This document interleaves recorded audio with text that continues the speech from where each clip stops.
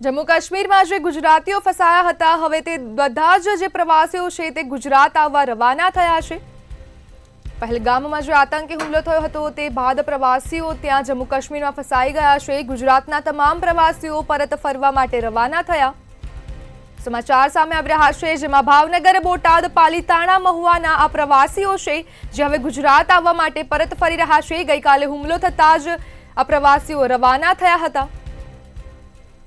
કુલ 14 જેટલા પ્રવાસીઓ શ્રીનગરથી રવાના થયા। ત્યારે સમાચાર મળી રહ્યા છે જેમાં ગુજરાતના તમામ પ્રવાસીઓ સુરક્ષિત હોવાની માહિતી મળી રહી છે।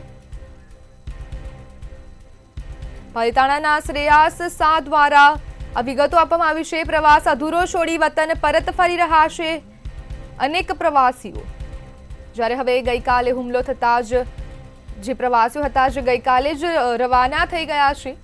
કુલ 14 જેટલા પ્રવાસીઓ હવે શ્રીનગરથી રવાના થયા। ત્યારે હુમલો થતાં જ અનેક પ્રવાસીઓ શ્રીનગરમાં ફસાઈ ગયા છે।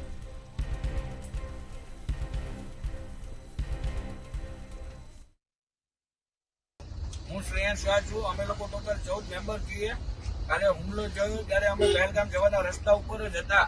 અમને મેસેજ આવ્યા એટલે અમે પહેલગામથી રિટર્ન આવી ગયા અને શ્રીનગર રાત્રે સૂતા હતા।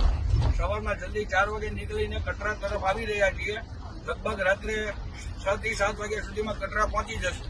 હાલમાં અમને બીજી કોઈ તકલીફ નથી। રસ્તામાં ટ્રાફિક ઘણો જ છે અને ત્યાં આગળ લોકોનામાં ભયનો માહોલ પણ ઘણો છે।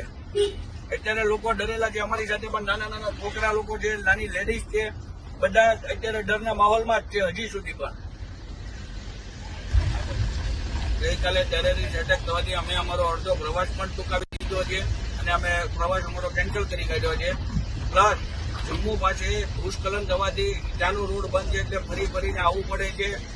ઘણી જ બધી તકલીફો તો ઘણી બધી છે કહેવા જઈએ તો, પણ અત્યારે મન મોટું રાખીને તકલીફને નથી વિચારતા અને જલ્દી કટરા પહોંચી જાય એમાં અમારી ભલાઈ છે। પ્લસ અત્યારે શ્રીનગરથી કટરા આવવાના 40 થી 50 હજાર રૂપિયા આપતા પણ ગાડી નથી મળી રહી લોકોને બહુ જ મુશ્કેલી તો ઘણી છે।